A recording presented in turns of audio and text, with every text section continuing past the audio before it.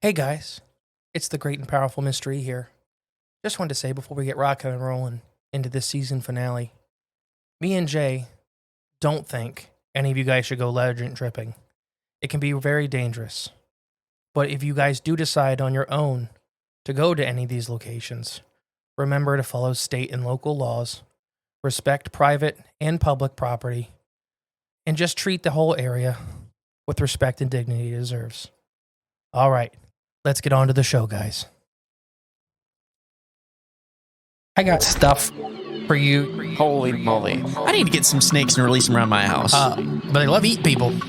They love eating kids. These guys are the scientists of the supernatural, lecturers leaving lessons for inquiring laymen. They are applying the scientific method to a world that baffles science.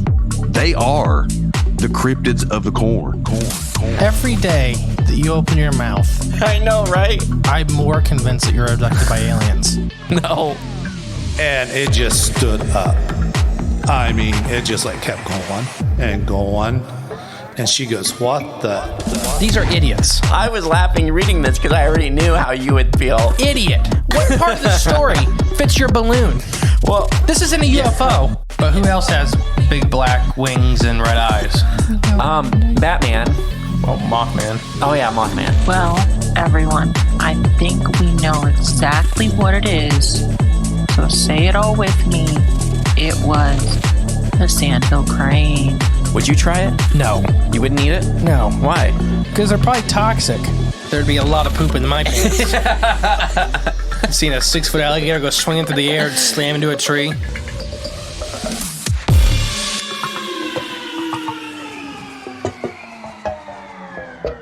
Part 4.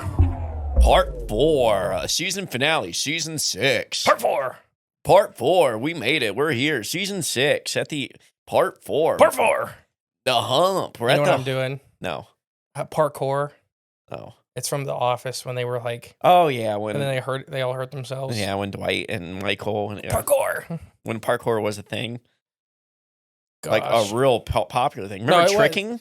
Huh? Remember tricking? I remember planking. Yeah, I remember planking, but you don't remember tricking?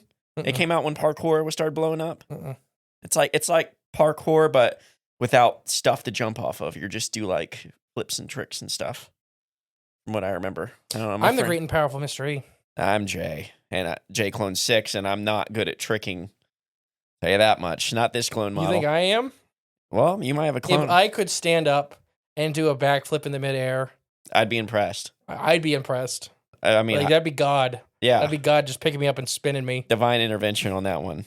I would be beyond impressed. I'm built like a wine barrel. Be flabbergasted. All right. Welcome back to Hometown Legend / Legend Tripping season finale. Part 4. Part 4. Part 4. Where did we leave off? Do you remember? Yes, I do remember.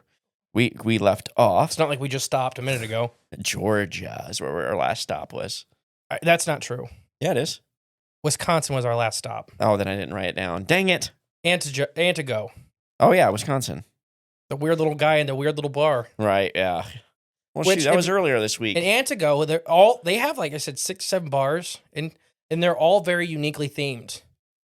Like one of them's like flamingos Ooh. in Antigo, Wisconsin. Ooh. I mean, it sounds nice. It's like that little place in Hocking Hills area, or where's that? What's the town? Logan. It was like a little beach Florida That paradise. little hotel was Yeah. super nice, except it was 1,000 degrees. Yeah, it was a little humid. It was like a greenhouse in there because Yeah. it literally was an old, like a greenhouse. It was a greenhouse. But no, I think it was an old car dealership, but they built the building basically a greenhouse, the glass ceiling and everything. It's fun though. It was fun. That was themed. nice. Everybody's wearing Hawaiian shirts. I enjoyed it. Never got in the pool, but the pool was pretty tiny. Yeah, a little cloudy. Was it? I think so. Um, I knew I wasn't going in there. they closed it every night. Well, yeah. Anyways, We were the only loud drunks they had in a long time. part 4. Part 4. Illinois, Ooh. a state I love and hate. Okay, this one's Springfield. Yes, it is. Yeah, I knew I was in there somewhere. What cryptid, paranormal, ufological thing do you think of with Illinois? David and his His daughter's experiences. That was Indiana. Gosh dang it. Then who's from Southern Illinois that we know? It's Southern Indiana. There's someone else. We talked. You're right. But who's that? He visited us here. Andrew. That's it. Andrew. But Andrew had his experiences in the Carolinas. Yeah, I knew that. I knew someone was from Southern Illinois. David is Southern Indiana. Well, I still think of David in Southern Illinois. So there you go. There's that. If you can't tell, we are recording these back to back. So for you guys, it was a week ago you heard us talk last episode. For us, it was like 15 minutes ago. Well, yeah. You know what? It's still a lot of information going in and out. You want to go back to the dinosaur season finale? You know how tired you were by the end of that one? Yeah, that one was a rough one. Snoring into the mic. That was a rough one. Illinois. So what do you think of for Illinois? Let's try again. Illinois. Well, I guess if I can't use David. Which is Indiana. Illinois. I don't know. I mean, I just think it's the Chicago fire, and they lifted the city of Chicago up. What was it? How many feet? They lifted every building up? Yeah, I don't remember after they bulldozed the city and then rebuilt it. Yeah. Because Weird. they extended it like 150 yards into the lake, too. It's just weird. Yeah. No, I always think of either Thunderbird, because that's where that one kid got picked up, was in Illinois. Okay. Or Mothman, because the Chicago Mothman. Oh, Chicago Mothman. Okay. I mean, he was getting shot several times.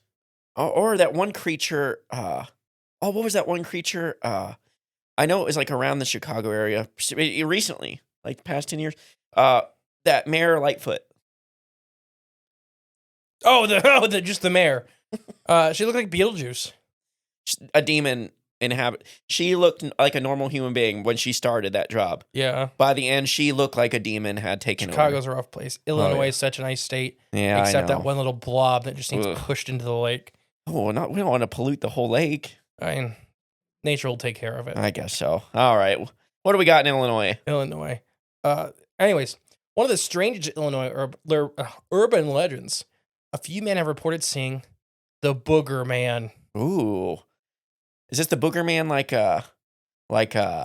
what's why am I blanking on his name now? The Candyman. Well, the Candyman. Who did Injured Cold. the Wood Booger Stomp? Or the Wood Rick Booger? Rellis. Rick, gosh. Rick, the Wood It's Booger. very late here. It's like 10:30 o'clock at night. We're still trying. We may do two more. I just finish it tonight.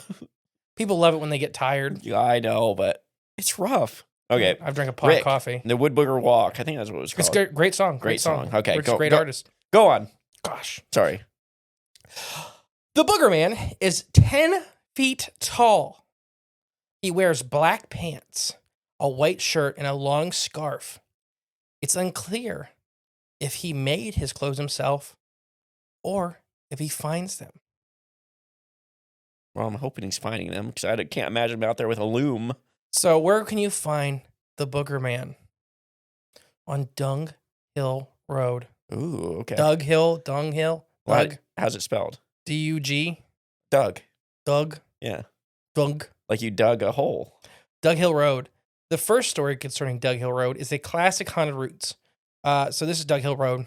It was in 1863. The Union Army ambushed and killed a pavilion, of marshals with one named Welch along Doug Hill Road. There's two versions of the story, one involving 3 deserters, others involving a dozen or so. In the second version, Welch's own friend betrayed him and let him get into the ambush. Since then, his ghost has been walking along the road. Another legend concerns a man named Bill Smith, who reports of the witness of a spectral wagon passing over his head. The third story, Doug Hill, is concerning a creature known as the Booger. The Booger, or the Boogeyman, was something cooked up by the parents of children. They didn't want to go out on Doug Hill. 2 men reportedly said they had seen the Booger on Doug Hill in the past. The creature, like I said, appears to be anywhere from 10 to 11 feet tall, well-dressed, with an extremely long scarf. One of them, anybody's yet to come forward and say that they were the giant creature or their tailor. So Doug Hill and the ghost of Marshall Welsh. So this is in Illinois. I'm trying to see where it is.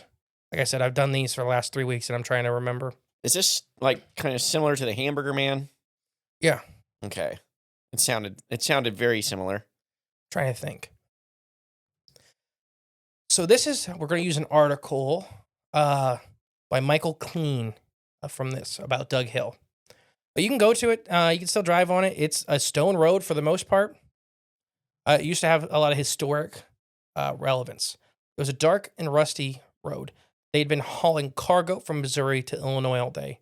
He decided to take a shortcut on Route 146 from Cape Guardian to Interstate 57, passing through Jonesboro and Anna along the way.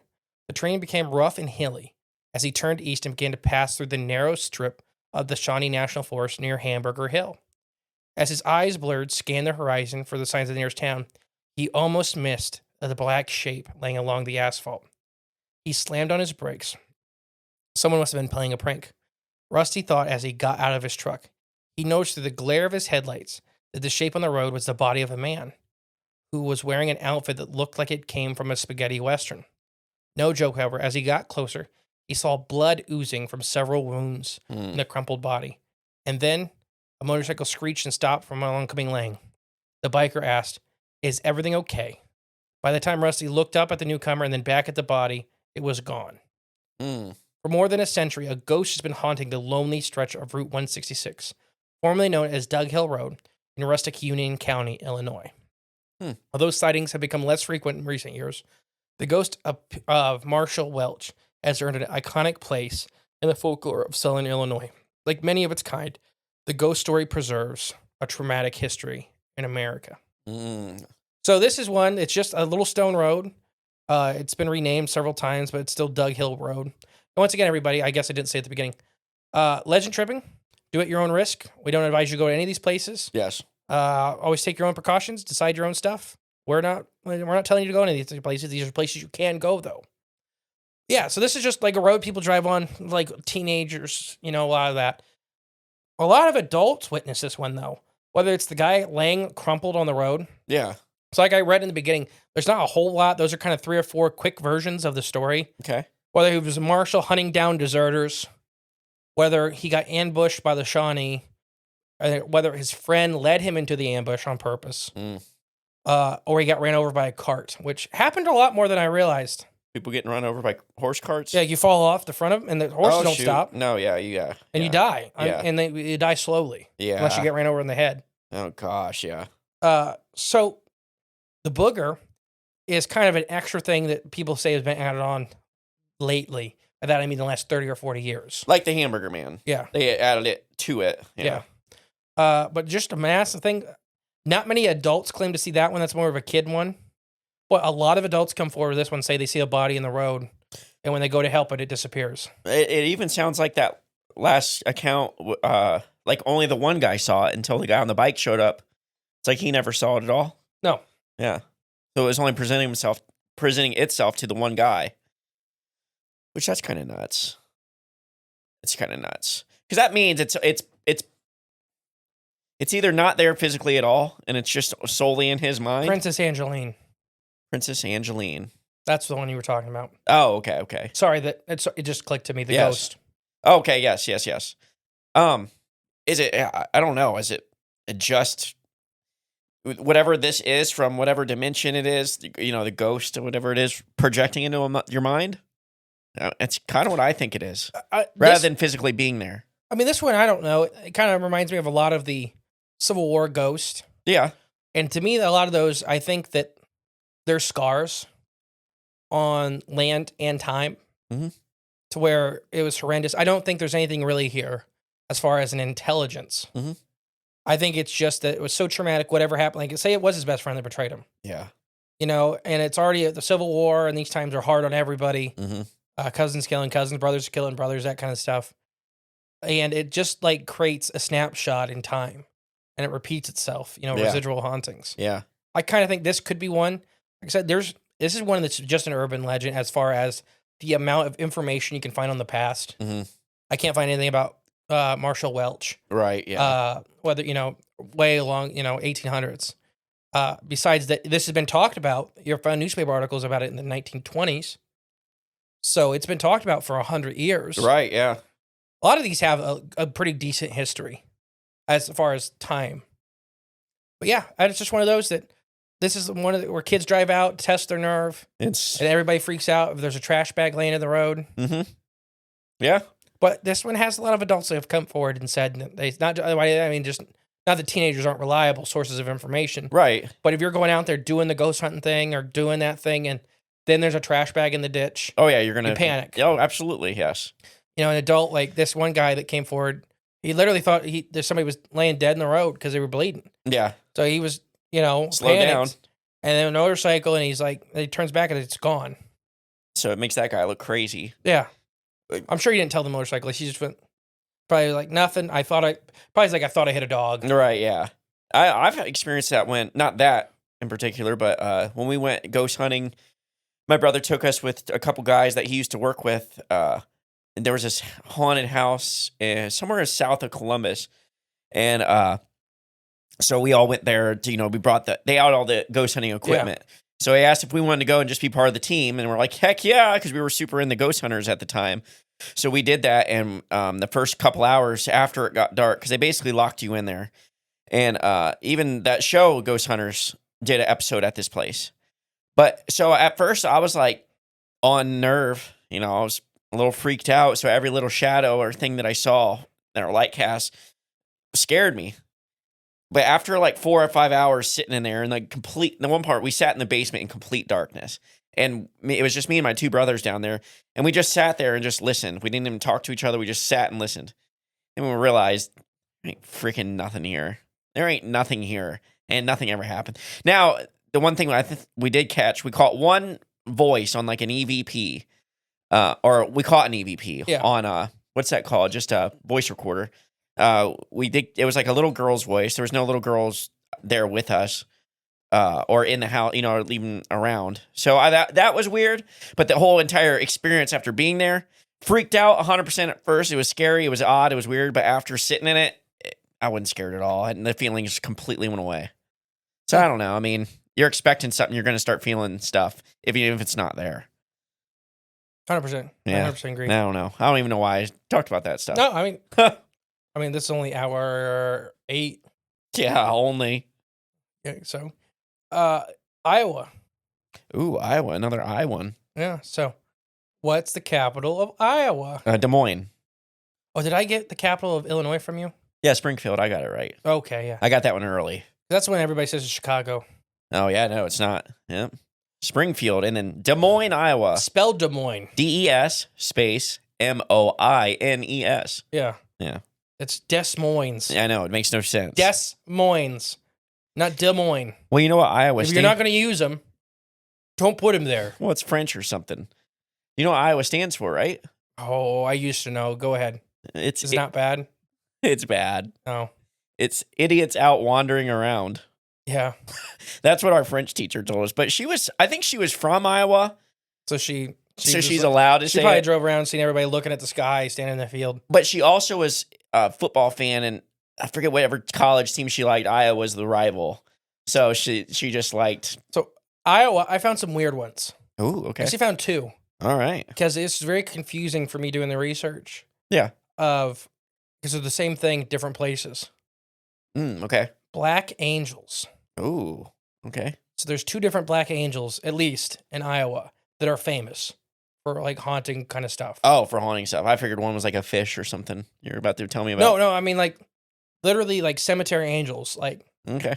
It's, so when I was looking up, I'm like, well, that's a different city. And then finally, I'm like, there's 2 different ones In Iowa. Okay. So we're going to do them both. Fair. So we're going to first do the Council Bluffs Black Angel. And this is from Zach Williamson, a local, that wrote about the Council Bluffs Angel. Okay. General Greenville Dodge is... okay, so this is Council Bluffs, Iowa. He works for Zach Williamson, works for KMTV. Here's what he said. General Greenville Dodge is considered the greatest railroad builder of all time. He also was a Union Civil War general and he put Council Bluff on the map, which led him to founding the Omaha. He lived, died, and was buried in Council Bluffs. The statue in the city is the memory of his wife, Ruth Ann Dodge. And it holds a legend of its own in a haunting way. So he built this gigantic angel for her. Mm-hmm. And it's just super weird to me that 2 giant Black angels both have really weird stories about them in Iowa. So, as well known, the Black Angel, its proper name is Ruth Ann Dodge Memorial. Okay. Mrs. Dodge was on her deathbed in 1916. She had a vision, 3 of them, each time an angel on a boat would invite her to drink from the waters of life. Tom Elliott, executive director of the Historian General Dodge House, said this. The first 2 times she refused, but ultimately she drank and felt peace. Soon after she died, her daughter, in memory of the visions of Ruth Ann Dodge, had the statue built in 1919, Emmett said. Was she sick or something? I have no idea. Okay. No, I mean, as far as I know, no. But she would have these angels, like the angel of death, Appear in her dreams? offering her to take her twice, or 3 times in total. But And the third time she drank, Mhm. quote unquote, drank from the waters, Mhm. and she died? Mhm. It's like Freddy Krueger. everlasting life waters, the waters of everlasting life. Well, I understand that, yeah. But I'm just saying she actually died. Yeah. Yeah. So, Don't first take- 2 times she refused, but ultimately she drank. When her daughters were looking for someone to create and sculpt the angel that stands today, they turned to one of the world's best, Daniel Chester French. If you've been in the Lincoln Monument in Washington, D.C., you've seen his work, Ooh. Emmett said.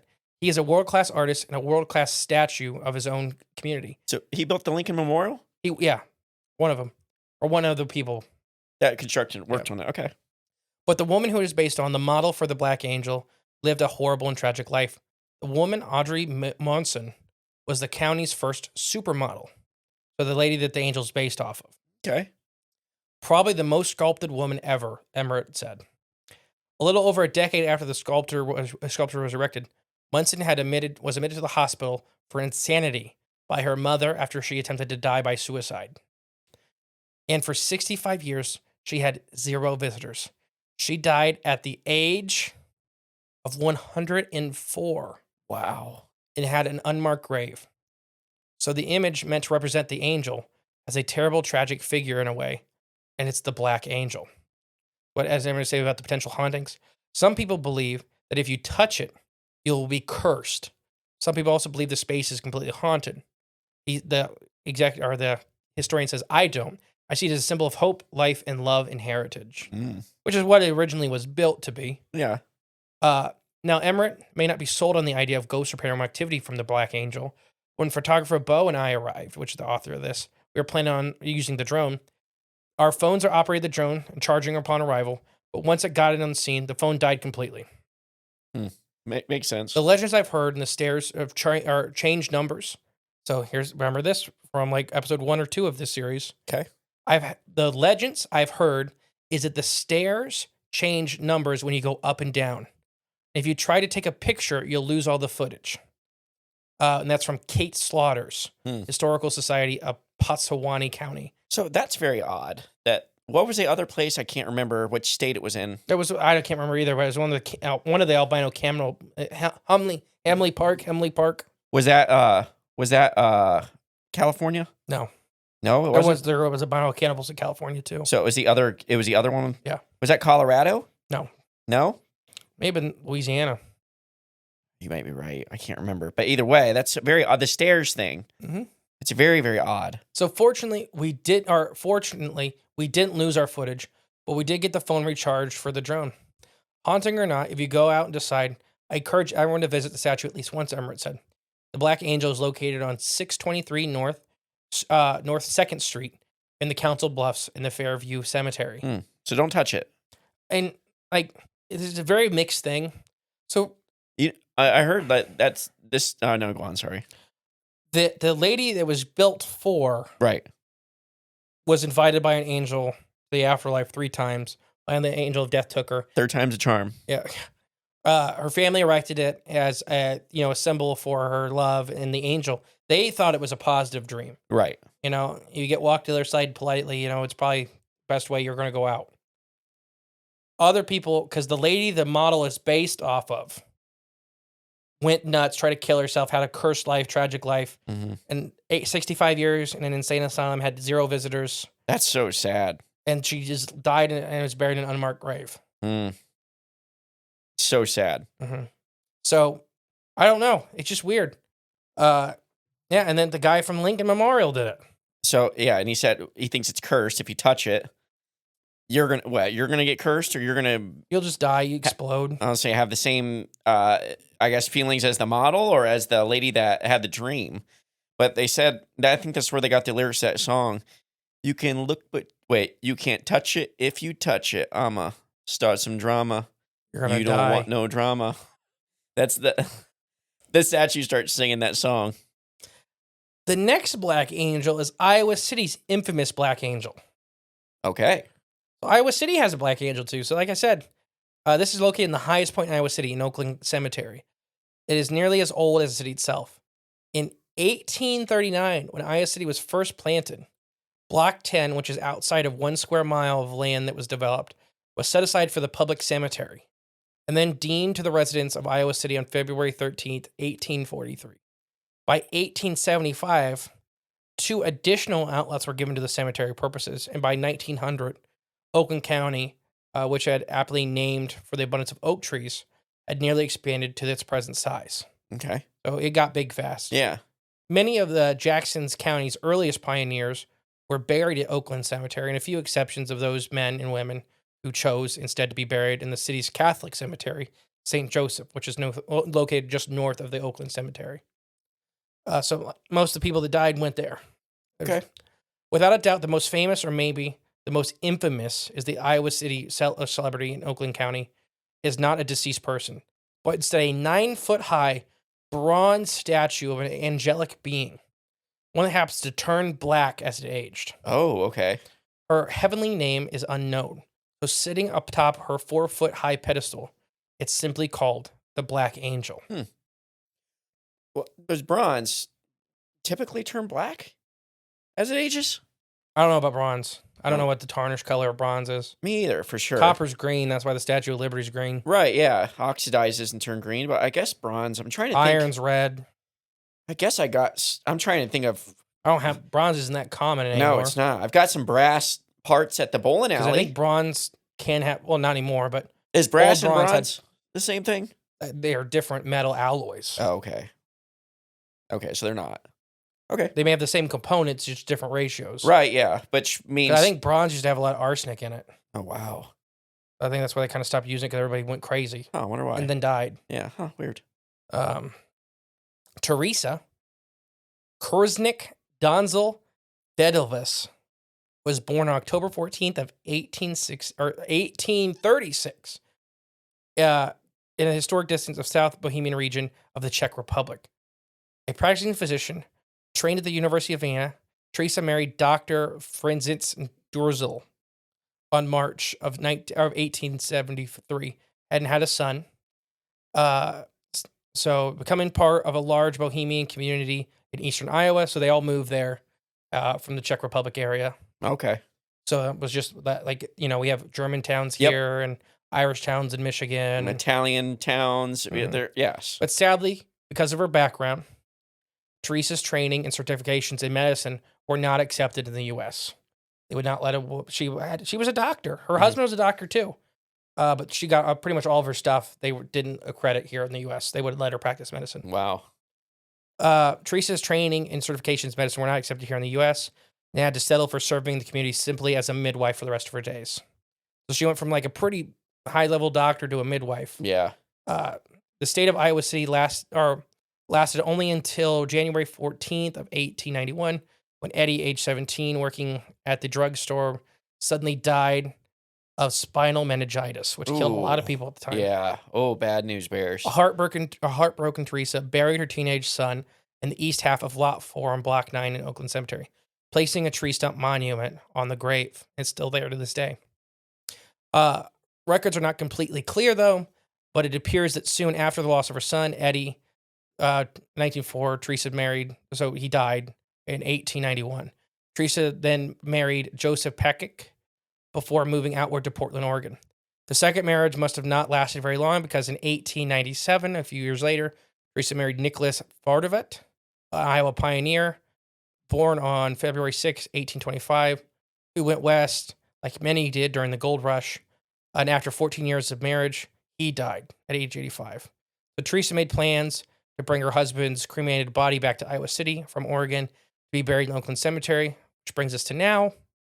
According to the report published in April 25th of 19 edition Iowa City Daily Press, Teresa, a Czech-American artist, or hired a Czech-American artist in Chicago, Mario J. Kolblut, agreed to pay him an astounding sum of $5,000 in 1911 That's a lot. to design and craft a unique monument to honor not only her late husband, Nicholas, but also her son, Eddie, and her other husbands. So this is supposed to commemorate her whole family she out-survived. Yeah, basically. Plus Yeah. families, basically. Huh? Families. Yeah. As mentioned earlier, the massive angel, its cobalt crater, was cast in bronze, stood 9 feet tall, and was placed on top of a 4-foot-high stone. According to historical records, the monument arrived by flat car on November 21st of 1912. Interesting. Iowa City historian Ivan Weber reports that Rose Zach, who lived there, the entrance of the cemetery, recalls the monument being washed and cleaned by the BCR&N deport, the plug line, before being brought into the cemetery and placed in the foundation. A fact we'll come back to later. So there's something happened to it in transit. Yeah. Well, they said being cleaned. Washed and cleaned. Yeah. The railroad company was washing and cleaning it when it got there. Okay. Something happened to this extremely expensive statue in transit. Oh, okay. Apparently, the missus wanted her new monument to be placed on top of the highest point in the cemetery, so she purchased the lot. After the statue was erected, her son's Eddie's remains, the tree stump monument, was moved from the original plot to this new location, adding her husband's Nicholas's ashes as well, making space for her remnants as well. So she was planning on be buried. She kind of set up her own little family area inside the cemetery with this massive angel. The former location of Eddie's original resting place, a new flat marker, was laid and remains there to this day. It's a massive angel if you just look up pictures of it. 9 foot tall on a 4-foot stone, so 13 feet. So Teresa had passed away at age 88 on November 18th, 1924, and planned her ashes were placed along her family with a large angelic figure. In truth, Teresa was one amazing lady for her day, a successful doctor, a caring midwife, a loving mother, and a devoted wife. The memorial stone below the statue records an old Bohemian dialect, follows the text and honors. And I'm not going to read it. It's a long thing. But, Yeah. But yeah. So historians don't record a detailed list of the complaints Teresa had about the 9-foot statue. We knew in the main problem she argued over it. Apparently, it showed up immediately. So as you can, where was it? Our 9-foot tall Iowa City was cast supposedly in bronze, stands on one of the highest points, and it was black in color. So it wasn't supposed to be black; it was supposed to be bronze. Mm-hmm. It arrived black. Okay. So it oxidized really fast. The Iowa City Press soon find another placement of the cemetery. Rumors being flying around that it was a big bronze angel taking on such a dark color. From what is read, the elderly Mrs. Teresa, who was now back in Oregon, or that she fully expected to see a golden bronze statue when she returned. That's what you expect. Its curator instead of black was the best color for the cemetery. So the curator insisted that the black angel was better. Okay. Interesting point. So they don't, Basically, she was arguing that she wanted a copper one. It looks like it kept turning black in transit. Okay. So the railroad company, that's why they were washing it. They were trying to wash the black off. Yeah. They're only going to make it worse. They put it up there. Yeah. They install it, and it turned black again. Yeah. So the curator of the cemetery was like, hey, don't worry about it. Black's better. Right. Black looks better in a cemetery. She was mad. So I just looked it up. It says the patina on copper or bronze oxidizing is black. It can turn black from exposure to air. It just depends on its chemical makeup. But it says bronze patina is hard and it says can't be scratched off easily and forms a stable surface layer that resists further oxidization. So it's them probably scrubbing on it, scrubbing the black off, and it's just making it worse because they're exposing new layers that's going to quickly oxidize. So that's probably what was just happening. So do you want to hear the myths about this? About why it's turning black? No, just so there's 100 myths about the Black Angel now. Okay. So fast forward even 50 years. So no University of Iowa coded is true coded unless they've been kissed in front of the black angel. Mm. So you're not a true university student unless you've been kissed in front of the black angel. But the next legend, any girl kissed near her in the moonlight will die 6 months later. Oh, gosh. If a girl who is an innocent of a man in the world is kissed in front of the angel will return to the original color, and the curse of it turning black will be lifted. What needs to be done exactly? Of innocent of a man, a woman innocent of a man. What's that mean? Virgin. Oh, okay. A virgin has to be kissed Yes. in front Basically, of the statue. Okay. Of her first true love's kiss. Has to be in front of the statue. The curse will be lifted, and the angel will go back to being copper. Oh, gosh, it's like a Disney movie. Touching the angel at midnight on Halloween means death in 7 years. Wow. Anyone who kisses the angel will die instantly. I don't know, you got to climb up there. It's big. Yeah, because it's on that 4-foot pedestal. Every passing Halloween curse, the angel is turned one shade darker as a reminder of the people she has killed. It's probably people touching it. It's like you've been to Ohio Caverns, right? Yeah. They have that one stalagmite. Stalagmite. It's yes. dirty. Yeah, it's very dirty, and it's just from people's hands touching it and it oxidizing Oils, mixed with the oils in your hands. Yeah. So something interesting, the monument has been the site of many, many weddings in the past. Well, I mean, it's for good luck, right? Yeah. The cement tree stump monument has no date inscribed. There's no death date on the Black Angel monument for Teresa either. Neighbors of the cemetery could be found scraping the statue trying to figure out the reason for its blackness. Don't do that. No, Angels on graves are usually positioned with their head and wings lifted up as a symbol of aiding the ascension to heaven. But the black angel's face is looking down towards the ground, and her wings are not uplifted. One is actually pointing to the right, and her hand's pointing to the right. A lot of people think it's treasure. Like a secret, like she's pointing to the treasure. Secret tunnel. There are statues like that, though. There's that one where, now I have no idea where it's at, but it's a guy on top of a building, and he's pointing down, and they found, like, right where he was pointing, there was something not buried there, but hidden in like a building on the other side of the street where he was pointing. I just can't remember where that was now. I don't know. It'll come to me. Well, yeah, what do you think of the Black Angels? Oh, I mean, interesting. Very different. One was granite, and one was brass. The first one's more just odd and strange to me than the second one. But I don't know. It is odd. Both are heavily visited. I've seen both in Iowa too. Of all places, I've seen both on ghost shows. There's one of those things. Like, here's my thing with ghost shows. Everybody at home is that doing research into some of these places that I've seen appear on ghost shows, and you really look into the history. Nothing bad happened, and then the ghost stories came 50 years later, like the witch from Florida. Were they added Elizabeth? I don't remember.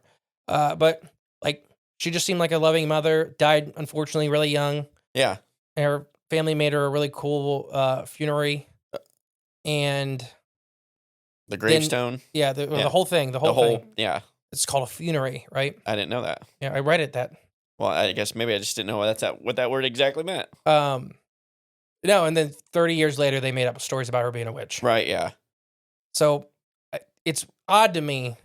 Well, I guess not odd. It's TV. It's entertaining, right? Mm-hmm. But when you really look into some of these legends, like, I won't name the place, but we've been to a place that had no history of hauntings that has been on every ghost hunting show.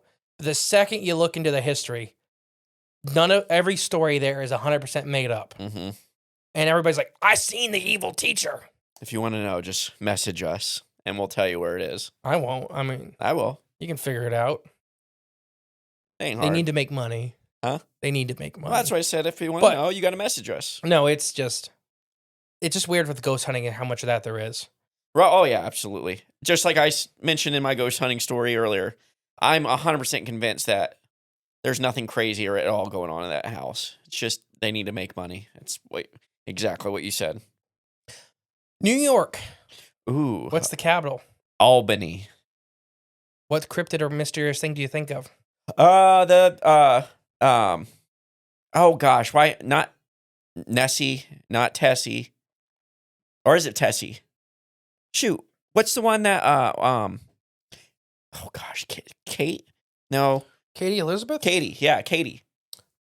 Champ. Champ. Lake Champlain. Lake Champlain. Is that New York? No, it's Vermont. Dang it. Well, it actually may have a piece in New York. I don't remember. Well, that's what I think of when New York. Because it's mostly Vermont. I know it's, at least a big chunk of it's in Vermont. Okay. I don't know. That's what I thought at first. I mean, yeah. Katie Elizabeth. I think of the spectral moose. Ooh, the spectral moose. It'll be an episode eventually. I've had her on our list forever.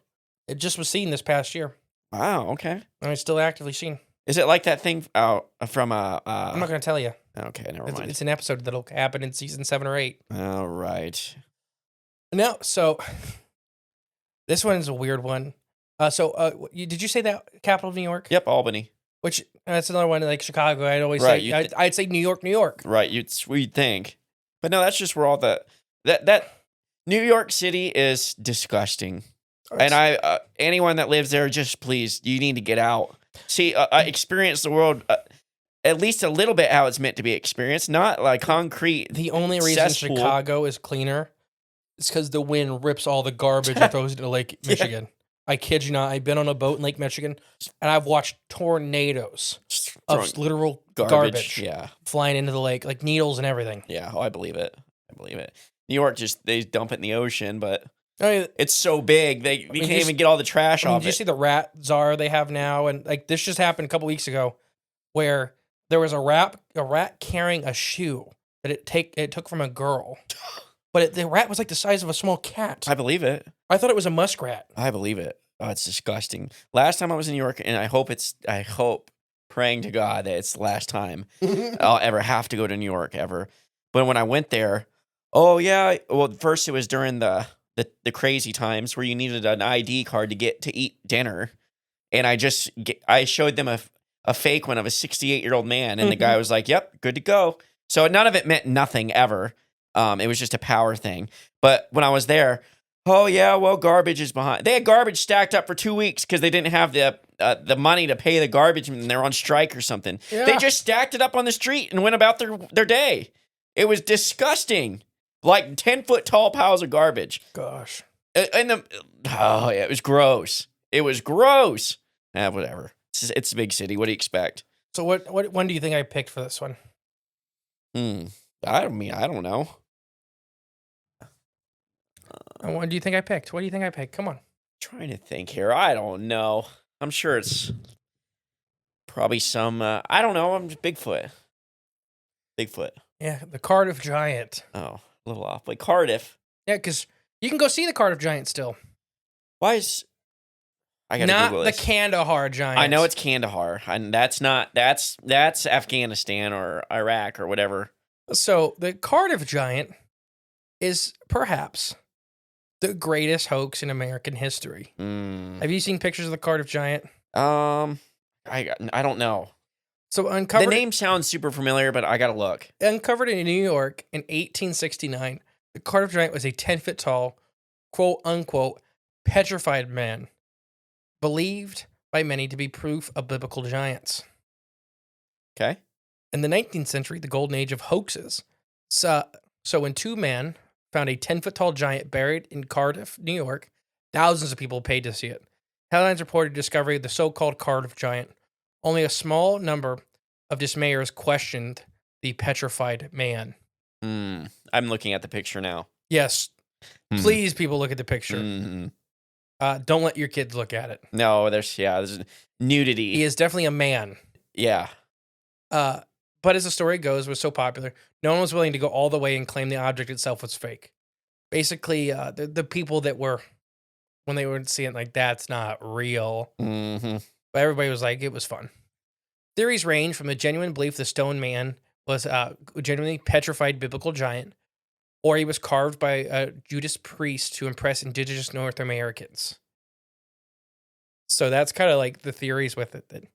So, because these two workers on this guy's field dug it up. We'll get to the story. Okay. By the time the truth was revealed, a few short months later, the Cardiff Giant hoax had become the most essential new item in America. And even today, it is still visited by thousands of people, and hundreds of people claim it's still real, including the Farmers Museum in Cooperstown, New York. Oh, wow. Okay.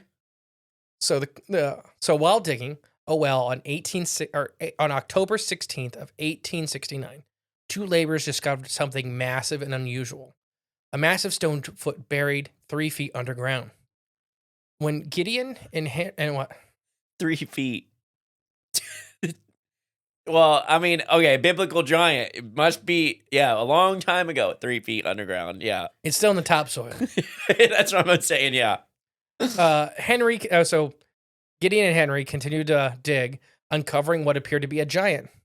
I declare, some old Indian had been buried here, one of the men supposedly yelled. Yeah, they'd undig a 10-foot tall stone man. And they yell, it's an old Indian guy. Yeah. That doesn't look Native American at all. William, the owner of the property where the giant had been found, quickly declared it a major discovery. He set up a tent around it, began charging visitors 25 cents to see the marvel. Within 2 days, William had raised it to 50 cents. Business was booming. Dang. Well, yeah, if you can jack your price up 100% and people are still willing to pay it, it'd be like shopping at Kohl's. The discovery, soon dubbed the Cardiff Giant, drew visitors from miles and miles around. The S.6 Journal reported, men left their work, women caught up their babies, and children in number all hurried to the scene. Cornell University's first president, Andrew White, had even made the journey. The roads were crowded with bugs, carriages, and even the automobiles from the city. White recalled, as well with lumber wagons from the farms, all laden with passengers. Everybody wants to see this thing. So I've seen some pictures or I guess descriptions, drawings of this. Yeah. You know what a lumber wagon is, right? Yeah, that holds the logs off. Yeah. Whole little towns would put everybody in these and bring them in to come see it together. That's awesome. That's when community was still community. Was community. Yeah. We all go see a big stone man together. Let's go pack up the cart. Let's go see an old stone Native American man dug up. With very Caucasian features. Gosh, except one. Well, I mean, I guess so. I don't think that's features of anybody. Well, maybe, but... Nobody knows. Nobody, unless you look at the picture, nobody knows what we're talking about. Well, if you see the picture, you know exactly what we're talking about. about. In 2 seconds. When visitors arrived at Cardiff, they would come into the tent. There they came face to face with the giant, laying in its grave. The dead subdued light of the roof of the tent falling upon it, the limbs cornered as if it was in a death struggle. Its pronounced and most weird effect, Cornwall's president Andrew White said, the air of great solemn pervaded over the place. Visitors hardly spoke above a whisper, viewing the giant. That's the president of Cornell University. Oh, gosh. That's not good. Newspaper, well, now, like I said, a lot of people that thought it was fake even played along with it. Oh, okay. Because it was, a lot of people viewed it as fun. Yes, okay. I thought it was a legit, he really stood behind that statement. Well, maybe he did. Maybe he did. I really don't know. He is in academia. Yeah, it's not peer-reviewed. Newspapers true. defined, they said, the new wonder of the world. Another newspaper later, the singular greatest discovery of the century. The first week alone, the Cardiff Giant was discovered. Tens of thousands of people flocked to the marvel. But what exactly was the Cardiff Giant? Like I said, 1896, many believe the Cardiff Giant was a genuine petrified ancient man. After our Cardiff boasted numerous fossils, it was actually in a historic fossil bed. So the Cardiff Giant was thought to have been just a biblical giant preserved eons earlier. And 3 feet of topsoil. Yes. That's the best part. That's the best part. In the first 2 weeks of the Cardiff Giant was unearthed, more than 3,000 people came every day to see it. Wow. Dang. According to one of the papers, the Cardiff Giant offered biblical proof. It is not strange that any human being, after seeing the wonderfully preserved figure, can deny the evidence of his senses. The pastor wondered, and refused to believe what is so evidently a fact. We have here a fossilized human being, perhaps one of the giants mentioned in Scripture. Cornell University president said he believes that the biblical giant theory acted in spite of all scientific reason to the contrary. Meanwhile, scientific lectures from the Sacris Press put forth a different theory. French Judas carved the statue centuries earlier. The Judas statue theory drew support from New York State geologist James Hall, who called the stone giant the most famous remarkable object yet brought to light in our country. So that's kind of the next theory that came up. Was people saying, no, it's not petrified man. It is a carved statue, but it was carved hundreds of years ago when priests got here to show the Native Americans stuff. Oh, okay. And it just fell over and then it got buried. Yeah. That would be better. Why it would be 3 feet of topsoil. That would have been a better story for it. Yes. As the debate raged, William threw his hands up and suggested reburying the giant at this point. Right. 2 weeks later, everybody's screaming in his yard. He has made thousands of dollars in quarters. He's going to rebury it and be gone! What a great scam. Shh. The Hodag escaped every night. I mean, yeah, it's still on the loose. I heard they recaptured it, though. Mm-hmm. There's a show, if you got $1, though, you can see it. But his neighbors reportedly stopped him, arguing the carved giant had so much historic value, he could not rebury it. Fair. It turned out the carved giant was a hoax. I mean, now it's got historic value. It does. William's relative, George Hall, created the statue during the 1860s after a heated argument with the Methodist preacher who insisted on a literal interpretation of the Bible. Even though it came to verses Genesis 6:4, those were the giants in the earth in those days. The preacher held his ground. So basically, William's cousin was charged to build a giant for the church. Okay. As like making biblically accurate things. Gotcha. Okay. The pastor said that's not what they look like. That's not right. Even though he's quoting scripture like that's how big they were. Right. And it just he got mad. So that's when he went and buried it. So after the argument, Hall said, "Suddenly I thought of making a stone giant and passing it off as a petrified man." But in the late 19th century, copycats proliferated. This giant was found in Ireland, there's another giant that looks kind of similar. So they just started popping up everywhere. So he made multiple of these. Yeah, Hall's hoax actually began in Iowa. He brought a huge block of gypsum under the cover story, where he was the Abraham Lincoln Monument. Hall shipped the block to Chicago, where a German stone carver carved it in a workshop on Clark Street. The rails took the giant to Chicago and then to upstate New York, where Hall and Newell buried it in November. Nearly 1 year later, Neal ordered 2 laborers to dig the well exactly where the carved giant lay buried. Perfect. Within weeks, Neal and Hall had made enough cash to call it a small fortune. These guys are smart. But the can of giant hoax wasn't just about getting rich quick. Hall also wanted to prove a point to the scientific and the faith alike. If people fell for any hoax, let's prove that they're gullible and undermined in literal Bible translations and in science of the day. Interesting. So, because he said both Christians and scientists got it all wrong. Yeah. I got all of you guys. Right, yeah. Yeah, that's kind of important, though. You kind of need those people, too. Because the science is really back in this was carved 400 years ago. Yeah. And it just was, as an atheist in the 19th century, Hall was a part of the minority and felt as a social outcast. So he wanted to hoax everybody. Yeah. So, like you said, the money was a nice little It was a side thing. effect. Carved giant is still an attraction in the Farmers Museum in Cooperstown, New York, which we'll talk about here in a minute. You can go see it to this day. Yep.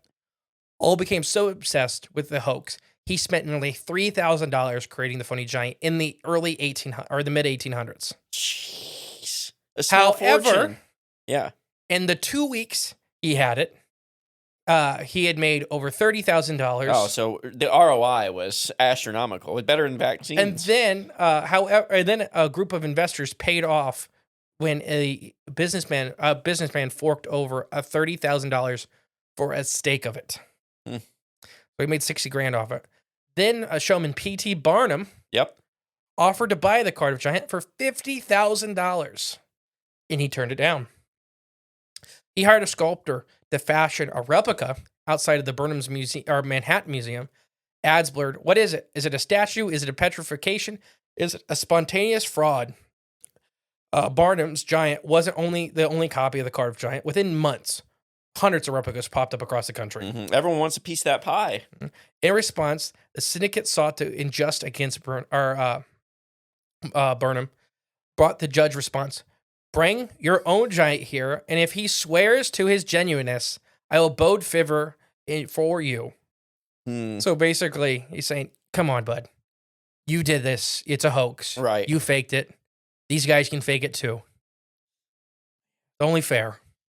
Why'd they have to add the phallus, the big phallus on it though? It's not as evident on when it's in the museum. I think it kind of got chipped off in some place. Did they? Somebody stole it. No way. I don't know that for a fact, but I'm looking at it in the museum right now, and it's not as impressive as when it was in the dirt. Really? Oh, wow. I'm assuming that somebody is like, let's just kind of chip that down a little bit because there's going to be kids standing next to this. You're probably right. Like, we can't put this in the museum like this. So visitors can still marvel at the Cardiff Giant today at the Cooperstown Farmers Museum, which is a cool little museum. It's got all kinds of cool stuff in it. And the giant is, one of the main attractions. Right. But this is a really cool history thing for our kind of field. Yeah, it is. It's to show a full hoax that was a hoax from the beginning.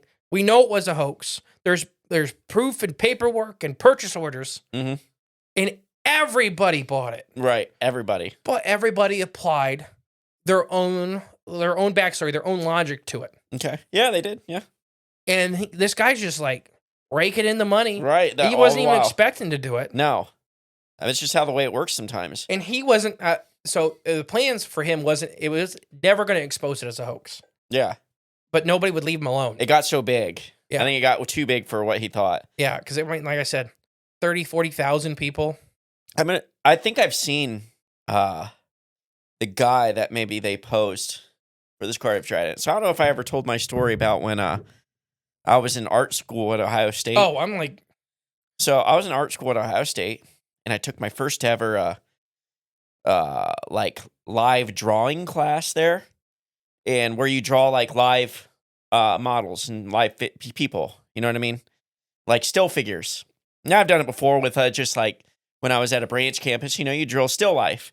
But this was my first time ever being in class because I was in art school and we're drawing actual models.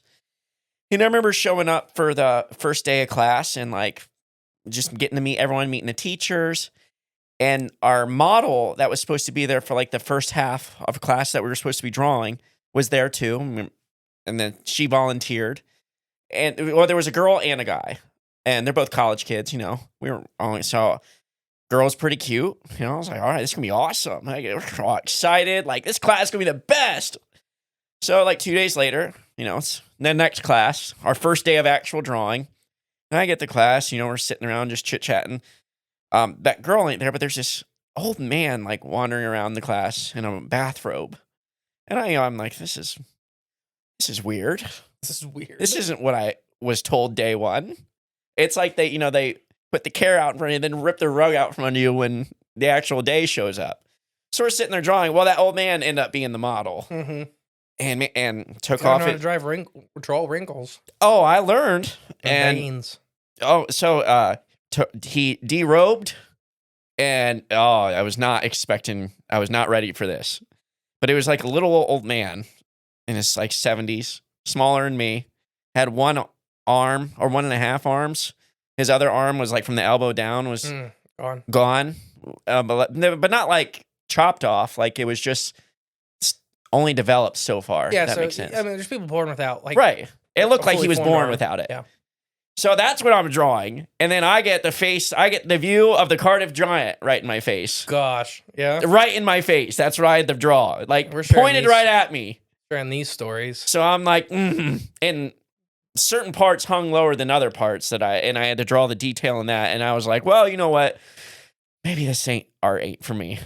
I was there for a couple I dropped weeks. out of college the next day. Gosh, it wasn't too many. It was, I think, that next year. Gosh. I told about me fishing on a beach in Florida. Oh, yeah. Yep. That ended up being a gay pride parade, like on the beach. And everybody was naked. Right, you went to the wrong section. I went to the wrong place. When you realized, there's all this space here. Plenty of room for fishing. The first old naked man I thought was weird, but nobody else was looking like it was weird. Right. And then the next 50 people, I was like, oh. And I got to the parking lot, there's a parade. I'm in the wrong spot. I was just like, I mean, I don't care what anybody does. No, it's that's fine. that's not for me. Right. I'm trying to fish. Hey, you were in their territory. I ended up in the Everybody was nice. I just couldn't leave. Right, yeah. There's a parade. Gosh. No, so what do you think of the Cardiff Giant? This is one that everybody you could visit. It's a museum. Support these little museums. I love this stuff. Yeah. Maybe we'll start a museum. I think we already kind of are starting. Maybe. Are we? A Bigfoot Jamboree, too. You might see some stuff on display. Oh, yeah. I thought maybe we'll build a museum. Maybe I'll take out a loan and we'll actually start a museum. Quarter to see everything. No, maybe 25. Oh, yeah, inflation. Maybe $5. This ain't 1868 anymore. Maybe $5. Yeah, that's fine. That's fair. Kids under 7 get free. That's right. What do you think the next state is? Oh, gosh, I don't know. New Hampshire? Can anybody tell we're getting tired? This is like 11 something at night. If anyone gets that quote, please comment on this episode. North Carolina. Oh, okay. We got a lot of history there. What's the capital? Raleigh. Raleigh. Is it? Yeah. It is. What cryptid do you think of for North Carolina? Well, now I'm thinking of Andrew and his fishing stories. Yeah. I do think of that. North Carolina. Oh, and I also think of Encounter Quest. Yeah. Oh, so much fun. Yeah. I think of Nicole. Nicole. Yes, Nicole. North Carolina. Yeah. Guess I don't think of her when I'm thinking of cryptid or paranormal. But no, we hung out with her But yeah, for the paranormal stuff. Absolutely. I always think of lights, like the Brown Mountain Lights. Oh, yeah, that's a good one. And shooting guns and things like that. That also reminds me of North Carolina. Okay. If you understand my Brandon? Brandon reference. I was going to say Brandon. Yeah, so no. I picked a different set of lights.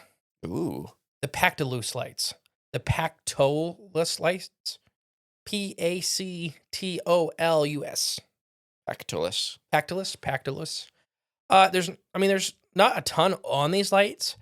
and it's overshadowed heavily by the Brown Mountain Lights. Right. Those are the big ones. Which we'll eventually do an episode on. We were going to do a documentary on it, and we still may one day. Yeah. Because that's one of those lights that they're not there every night, but they have a pretty high batting average of showing up. Oh, yeah. For a lot of people are still seeing them. Yeah, still. So the Pactolus lights, how the story goes. So the story goes as related to the author by ECM alumni siblings. Sometime around 1910, Edward Cox rode his horse out past a small community of Pactus to meet a train with his fiancée that he had taken down from Richmond.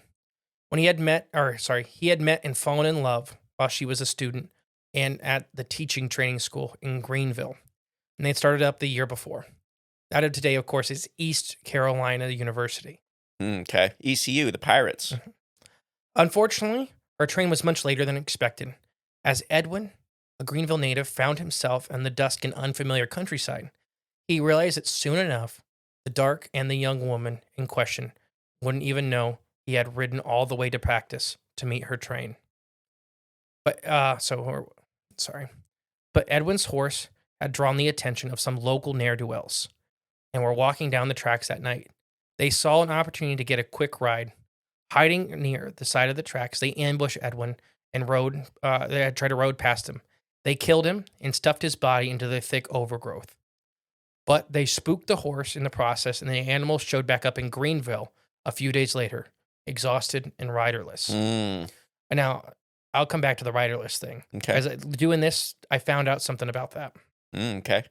By the time Edwin's family had already realized something was amiss, now the appearance of the horse confirmed their fears, because they hadn't heard from him in days. Right, and now his horse shows back up without him. But a search of the territory turned up nothing. Today, they say, you'll see his light out where the tracks run out to Pactolus, the lights of the murdered young man, trying to show his true love that he indeed tried to meet her train. And they're still seen to this day. So as I was looking up, that happened a lot. Horses are, dumb and smart, depending on what kind of behaviors you're talking about. Okay. There's a lot of stories. My great-grandmother would talk about how her horse with her dad, that'd be my great-great-grandfather, he would get drunk constantly, and he'd just pass out, and the horse, he'd just wake up, and they'd be here. They'd be at the stable. Yeah. the horse would know when he was too drunk and would just walk home. We would wait for him, let him get on, and just take him home. Yeah. So horses do that. And so in this day and age, the late 18 and early 1900s, riderless horses showing back up to home was often enough. Right. And they knew it meant the rider was dead, most likely. Okay. Especially mountain men and people going out hunting. Yeah. Especially with like robbers and stuff like that. They pretty much took it as a sign that they were dead. Okay. I mean, it makes sense. It's like a pigeon going back home. Yeah, except the pigeon doesn't carry a human normally. Well, you know what I mean. The horse is just returning where it's supposed to. And, yep. Yeah. No guy. I mean, we had horses get out twice really bad. Mhm. And the second, we just go and start shaking the grain bucket and they Come running back. come running back. They're not, I mean, they know where food is. Right, exactly. As long as you offer them something better than what they have. Yep. They'll be coming back. I just seen a video of a guy. He was in a cow or the field with his cows, and one of the bulls was just like doing that side eye to him. But wouldn't let them Rufus. lead. Huh? It's Rufus. Oh, you seen it? Yeah, he's a famous cow. Oh, okay. And then the guy calls over the other big cow or bull. He starts shaking the feed bag or yelling his name, and he comes running over and gets in between them. Was Rufus the good cow or the bad cow? I feel like Rufus was the good one. Yeah, it probably was because Rufus, I think, is a famous internet cow. Yeah. And he's like a pet. Yeah, basically, yeah. He come running over and got in between them both, and then he gave him oatmeal cream pie, and Rufus like snatched Good it up. horses, good cattle horses are trained to do that too. Yeah, get in between. Yeah, they'll always stay between you and the cow, especially when you're branding babies or you're tagging babies. Oh yeah, because they just stand between you and the mom. yeah. Bad horses won't, Mm. but good horses will. They'll stand their ground. There's the world's largest cow too is a big puppy dog. That's why you're not supposed to pet cows. Everybody at home, because they like it. Yeah, and they'll lean on you to do it. And the problem is some cows are really big, like 800 pounds or 2,000 pounds. or 2,000 pounds. Yeah, the world record cow is like 4,400 pounds. He's got a muscular disease. I think I've seen him. That the guy that is his pet. I thought the guy was 4 foot tall. No, he's like 6 foot. I've seen that cow. It's Yeah. gigantic. I It's think a big New gray Zealand. one. Yeah. Yeah. Oh yeah. It's like that thing's a monster. And they were talking to, I think before he got him, the guy that had him before him was talking about butchering him, and actually had him loaded up for the plant. The plant turned him down Because he's too big. There's no machines that They could do can it. handle it. Yeah. Gosh. So if you want to go to the Pactus Lights, you go down highway, and this is from the author of this article. You go Okay. down highway 264 on east of Greenville. From the intersection 264 in Greenville Boulevard, go 6 miles east. You'll find a little green highway sign for Proctus in the median. It's about a mile up there. You'll see the train tracks. It's right about there. Okay. But yeah, you can look it up. If you Google Proctus Lights, it'll tell you. People go out there all the time. There's a lot of pictures of the lights. So people still they show up. still. Yeah. Awesome. Nothing as remarkable as the Brown Mountain Lights. Right, but still. But still, I mean, the story happened. His death is on record. And it's literally right where he was murdered. They suspect. Right. They Right. found blood. They never found his body. Yeah. But they did find blood. That's interesting. Like North Carolina likes their lights, that's for sure. It's recalling another memory of the greatest movie of all time, Overboard with Kurt Russell and Goldie Hawn. Just fantastic film. But there's a legend in that movie, the sea spray. When you see when the water hits the shore and they see the sea spray go up, it's Catalina and Arturo under the water making love because they both drown trying to What's your foot? trying to find each other in the water. Sad story. Catalina, Arturo. That's it. That's all I got. I love that movie. If you can't tell. All right, Virginia. Okay, Virginia, Richmond. I think I've only stumped you on one or two. I think two got me. The one you got, you had the right answer, and then you convinced yourself I was wrong. Yeah. No. So what do you think of Virginia? Like what monstrosities? Oh gosh. Okay, Virginia, Southwest Virginia Bigfoot Conference, or is that what it was called? Bigfoot and Friends. Southwest Virginia Bigfoot and Friends. That was a good. Run by our friends at Cryptid HQ. Yeah. Great conference. It was a lot of fun. Virginia. I hated the last 45 minutes of the drive though because we just went up and down that mountain. Mountain Hill. Yeah. Gosh, I don't know. Virginia. I'm going to say one. It's a paranormal one. Now you go And first. you're going to feel dumb. You go first. Roanoke. Well, yeah, I mean, I guess so. I guess you could. Yeah, that's probably the main one. Where all those people got pushed into the ocean. Croatoa. Croatoa. Oh, yeah. It was written on the tree. Yeah, that's all that was left. That means a lot. No one knows what it means. That's a Native American tribe. What do you mean What? nobody knows what it means? No one knows the intent. Why they wrote it there? Yeah. That's what I meant. Okay, I'm like, what do you mean? You know what I meant. Okay. Sure. My words just aren't making sense no more. No, we're getting tired. Yeah, a little bit. All right. Apparently everybody's favorite is when we're delirious. Virginia. What do you I wrote down Richmond as the state. Richmond, Virginia. Oh, yeah, well, there you're letting people know behind the scenes. What, I'm writing them all down? Yeah. Well, I have to make sure we don't double step Oh, like a bear. I'll be impressed if somebody catches me because I'm sure I'm wrong and I messed up one of these and put it under the wrong state. We took a pause earlier to make sure because I thought I caught myself doing it. Yeah, that'd be bad. This one's a really unique one. This is the treasure hunt. Ooh. It's still going on. Ooh, all right. The Bally Cipher, Billy Bally, Beale ciphers, and the lost treasure of Bedford County. So this is one, if you're a cipher person, I got a kid in my 4-H club that's not national yet, but he does the state Rubik's Cube like championships. Oh, really? Yeah. Oh, wow. And first he came up to me and I got like, so my 4-H club, I got like 40 something kids. Mhm. And then I help run the poultry department, which is almost 200 kids. Right. It's a lot. So he's at the fair and he comes up to me. He's like, you want to see me do the Rubik's Cube? I know nothing about the backstory. Mhm. I'm like, I can't watch you do a Rubik's Cube for a half an hour, buddy. Right. And he's like, no. It'll take me like 45 seconds. He's like, you mix it up and hand it to me so I can practice because it's not, if I do Right. it doesn't count. It's a random, yeah. And I'm like, all right, come on. Yeah. He's like 10 years old. Yeah. I'm like, yeah, 45 seconds. He's like, get your phone out. So I mix it up behind my back so he can't see me do it. I hand it to him, and it was like a minute 2, and it's because he dropped it. And I'm looking at whatever's wrong with my brain. Yeah, I was gonna say it scrambled your brain. And I'm like, whoa. I thought it was a fake Rubik's Cube. Yeah. I'm looking at this thing, and I mixed it up again, and I think he got like 49 seconds. I think his record is like 42 or something like that. Yeah. And he's right. I guess once you get that good, You're right. the margins are so small. Oh, yeah. To be like between state and national and Mhm. stuff like that. It's like doing a 100-meter dash, you know? Yeah. The shorter the race, the smaller the difference between what's good and what's fantastic. So, anyways, he made me think of ciphers. Just some of these people, like they have What are different minds. ciphers? So, did you ever do like the simplest one is like a number represents a letter. Oh, okay. So So you decoding. Write, yeah, you write numbers. Like on a Christmas Story when Ralphie gets his The decoder decoder ring. pin. Drink more Ovaltine. That's a crummy commercial. But yeah, that's it. He's a So cipher. ciphers can be incredibly complex. Yeah. Depends on what the goals of them are. I know a lot of secret or old organizations use ciphers to just talk to each other. Right. Yeah. Because you have the code. Right. The Nazis used it a lot, and that was like the Navajo code breakers. Mm. They were really good at breaking some of the Nazi codes. Mm-hmm. So that's a cipher. Okay. It has lost treasure.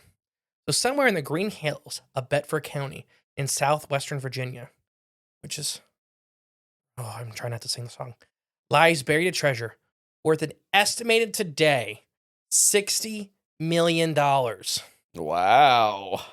Named after Thomas J. Belly, who reportedly buried the trove, the Belly treasure of gold. I think that's how you say it. Belly, Beale. Beely? Beale. Yeah. Treasure, or Beal? Might just be Beal. Beale. Yeah. Silver and jewels that languished the ground for 2 centuries. The only clues of the whereabouts are 3 pages of coded messages known as the Beale ciphers.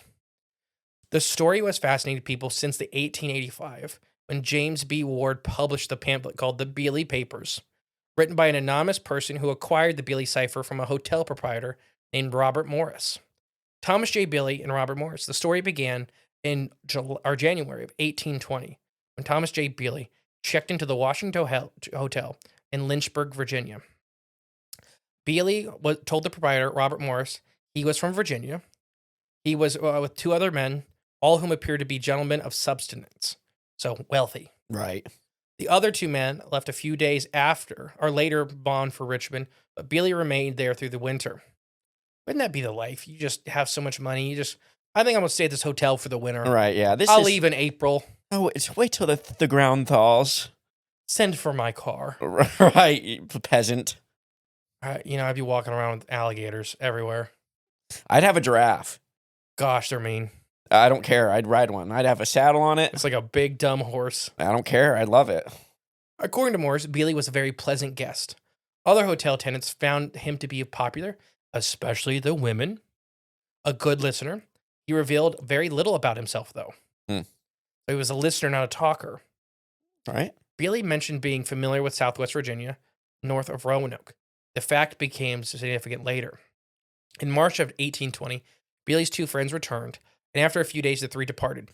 Nearly 2 years later, during the winter of 1822, Thomas Beely returned to the Washington Hotel, where Robert Morris welcomed him, and the winter passed quietly. In March of 1822, Beely called the innkeeper to his room. He pulled out an iron lockbox and gave it to Morris. Beely emphasized the box was important and represented the propriety to keep it safe until Beely's return. So something's going on with Beely. This iron box, he's like... It's his room safe. Yeah, so this is his third year hanging out with his innkeeper, and he's pretty much spending the whole winter with him. He trusts him enough to be like, we're going to hold on to this for me, just in case. Morris stored it away and forgot about it until he received a letter from Beely dated May 9th, 1822, so it's like 3 or 4 months later. Beely was in St. Louis at the time when he sent the letter. In the letter, Beely told Morris that the box contained papers upon which the fortunes of many, many men depended. 3 of the documents within it, in the cipher, required a key to interpret them. Beely promised he would leave the information needed to analyze the ciphers with a friend in St. Louis, should he never return. Okay. So basically, Beely is setting it up. Right. He's leaving the key with a guy in St. Louis, and he's leaving the actual cipher with the innkeeper in Virginia. Okay. So he's not leaving any one piece with any one person. Okay. So in case he doesn't return, they can get together, and the people that are supposed to get paid from this fortune can get paid, and the other 2 guys can take some of the money. Gotcha. But, he's doing it so at least 2 people know it. Not one can run away with all of it. $60 million. Right. Should he never return? His friend in the envelope from Lynchburg, he asked Morris to open the box 1 year if he never heard from Beely again. So from May 9th, if you never hear from me again, open it. Open the mouth. Beely disappeared. Morris occasionally thought about the box, but he waited all the way until 1845 to break open the lock, since the key in the cipher never arrived. Okay. The other guy never sent the stuff, came. The box contained 3 sets of papers, total intelligible, with numbers carefully printed on them. This also included a letter from Beely, written in January of 1822, shortly after he returned from Lynchburg. Beely's letters provided some background on the alleged treasure. In 1817, a group of 30 young affiliates and well-educated men set off from Virginia to find adventure in the West. They traveled to St. Louis, where they geared up with buffalo and bear hunting. They employed guides who advised them to organize themselves with a military unit. They elected Beely as the leader. The group proceeded to Santa Fe, where they stayed the winter. On a buffalo hunting expedition a couple 100 miles north of Santa Fe, the young man discovered a massive vein of gold. Ooh. They spent the next 2 years excavating the gold, as well as silver found in the pocket. Nice. Good find. Beely, because they were in such dangerous lanes, they decided to send the treasure back to Beely to Virginia to hide in a cave near Buford's Tavern in Buford, not far from Roanoke, literally where we were for the conference. Yeah. It's probably that mountain. It's probably that hole I seen. Yeah. Not in the cave, because farmers utilized caves for storage. So they buried it when Beely arrived in Lynchburg, or back from Lynchburg. They buried it somewhere near the cave, not in a cave. Not in it. Okay. Because farmers would use it for all kinds of fruit storage, vegetable storage. Okay. When he appeared from the Washington Hotel in January of 1822, that is, he buried the remaining treasure in the same place. He brought another chunk back the first time he came back. So apparently that's why he was so well off, because he literally had giant chunks of gold. Yeah. Robert Morris spent many, many hours of his life trying to decipher the cryptograph without success. And in 1862, he passed the burden on to a young man who identifies or wanted to remain anonymous. Morris died the next year. Mm. The unidentified man spent the next 23 years trying to unlock the secrets of Beely's ciphers. Ultimately, he unlocked the key to one of the three. Ooh, okay. The key was the key was the Declaration of Independence. Really? The numbers matched letters in the Declaration of Independence, and then it spelled out a message. Wow. Okay. I wonder how he figured that out. I have no idea. And I'll read some. Finding the key steamed from the letter in J and Beely's middle name. Some say it's Jefferson. The anonymous person decided the Declaration of Independence was the key because the primary author was Thomas Jefferson, whom Thomas Jefferson Beely was most likely named after. It worked for the second cipher. It reads, I have deposited in the county of Beaufort, about 4 miles from Beaufort, in the excavation or a vault, 6 feet below the surface in the ground, the following articles belong jointly to the parties whom names are given in the number 3 hereforth. I declare the treasure as 2,921 pounds of gold, 5,100 pounds of silver, and 1,500,000 in precious gems packed in iron pots and covered in a stone. So that's what the letter says. So we're missing the other two, Right. to get the full picture. Mm-hmm. In today's economy, it's roughly valued, if it's truthful to the letter, it's around $60 million to $80 million. The other two ciphers allegedly detailing the adventurers' names, the intimate hairs, the importance, and the location of the treasure. They both remain unciphered. At least no one has admitted to breaking the codes. And why would you? Oh, duh. Yeah, if anyone that, they're not going to admit it, anyone that did. The unknown friend who Robert Morris gave the papers finally admitted to defeat and handed the documents off to James B. Ward. Mr. Ward decided to go public with the Beely treasure. So this is the third person that's had the cipher. Okay. And he tried it for a while, and he's like, somebody needs to get the treasure. Right. Somebody, at this point, I don't even care if it's me. care. Yeah. Somebody needs to go dig this up. The mystery needs to be solved. And it's probably just hoping for a kickback. Right, yeah. Just think of me when you find it. Right. James wrote in his pamphlet in the Beely papers in 1885. While most of the buried were burned up in a warehouse fire, enough copies circulated to excite quite a few people. Since 1885, hundreds, if not thousands, of treasure hunters have descended upon Montville, Virginia area, which used to be Beaufort County. Shovels, picks, metal detectors, backhoes, even dynamite in their search. There was a crazy guy in a field throwing dynamite. Like the Beast of Churubusco guy? It was the same guy. Same guy, yeah. That's where the rest of his dynamite purchase went to. Proximers even consulted mediums and astrologists. That's smart. I mean, some of the best crypto-analysts of the world have devoted their lives to trying to break the codes. You know who they needed? Scott Nelson? Yep. Scott Nelson. Delete that. Delete that.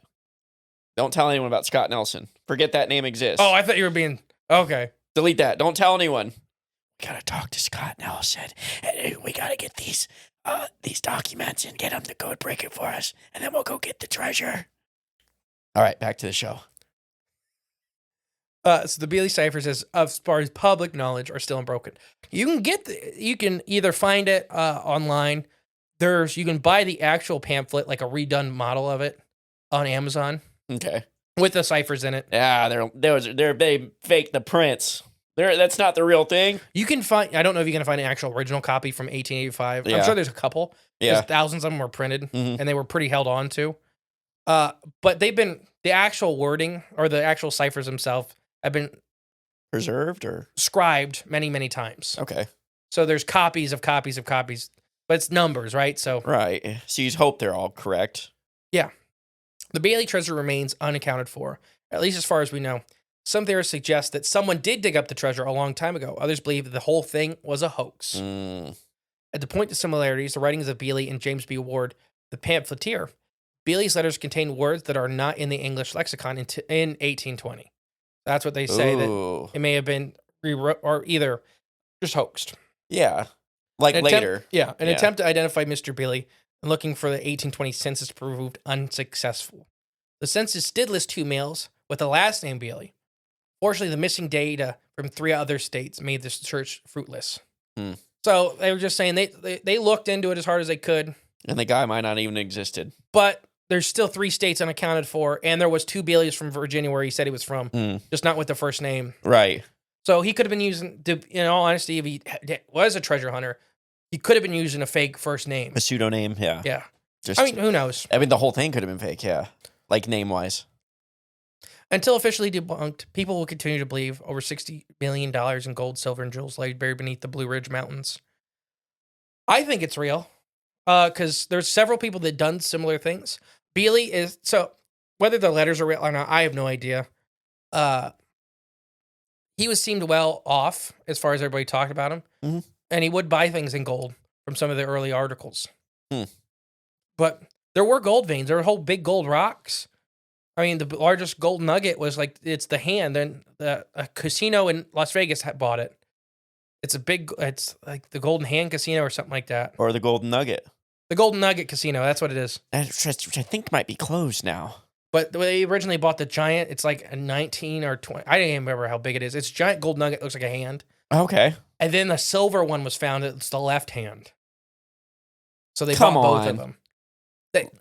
Rough hand, but I mean, still. it didn't, the silver one, to me, looked like a little bit of a stretch Yeah. Oh, okay. to call it a hand. Yeah. So they just really wanted the pair. Yeah. Yeah, so what do you think? This is interesting. I want to believe it's real too. I want to. I've talked about it and we'll do episodes on it because there was that old treasure that people did like clues. I can't remember. This famous rich guy had done it. The box itself was worth like $2 or $3 million, and all this stuff he put in. He put art and he put jewels and stuff. That's like $10 or $12 million when he did it. And it's worth probably $50 or $60 million now. Yeah, and he made it public because he was on his. I believe he was on his deathbed, and he's just like, I hate all my family. Yeah. Oh gosh. And he's like, I want to make it fair. Yeah. So here's the clues. He was an avid outdoorsman, and his whole family wasn't. His kids were super spoiled, and he just wanted to be like, here's $60 million in a box for whatever hick can go out in the mountains and find it. Find this, yeah. You deserve it more than my kids. Gosh. And then a guy just did it recently with, I think there's 10 chests. He did, whether it's real or not, I have no friggin' idea. But he's posted it on Instagram as ads to where there's the clues, go find it. Oh, treasure. Yeah, no, he's like, he's a rich guy. Each chest is worth $1 million. There's one that's art. There's one that's this, that, and the other, and he hit them across America. And I think 3 of them have been found, whether it's a publicity thing or not. I have no idea. Right. But I think 3 of the 10 have actually been found. And he did this middle of last year. Wow. Okay. So we got 7 more out there. Yeah, and this one too. And this one 8. No, Yeah. I mean, there's a few, and then there's like the ones that the AI guys used to talk about, the silver mine that the U.S. government probably stole. Yeah. I mean, they did. I mean, you remember that story, right? I think so. That they were the original crew that was looking for it. They had left their mine site one night, and they're like, they think they found it, And just then took the it next and day, left. well, the next day, the FBI or whatever was there, Yeah. and was like, this is closed off, for security reasons, gas leak, Who knows? silver, Yeah. I mean, it could be anything at that point. I mean, too close to a dumb. yeah, it could be something like that. They could have Can you unlocked. imagine being sitting in a dumb They could have and found. hearing, ding, ding. The heck is that noise? We're 100 feet underground. Ting, ting, ting. Hey guys, I think we're close to something. The metal detector's going off. Oh crap! Right. Yeah. Oh wow! It's a concrete, ancient concrete burial site. Look, it's steel. Yeah. Look, it has a modern date on it. Is this an Ethernet cable? Yeah. Rip it out of the ground. Wow. Wow. Ancient technology is amazing. Wow. Everything does come full circle. Gosh, hopefully you guys at home are still enjoying this monstrosity. We doing one more? I mean, how many have we done? I have no idea. Let's see here. That was number 1, 2, 3, 4, 5. Let's do number 6. I mean, we're going to try to do the 9. Arkansas. Arkansas is the next one. Mhm. Arkansas. Arkansas. What is the capital? Is it Little Rock? Yeah, we'll be in North Little Rock in a couple months. Yes, we will be. Live show with Drunken Cryptids, Matthew Orton. Yeah. Come hang out. What do you think of? April. What's the paranormal thing you think of when you hear Arkansas? I mean, Boggy Creek, Lyle Blackburn. I mean, Lyle. Beast of Boggy Creek is definitely up there. Mhm. Folk, Arkansas.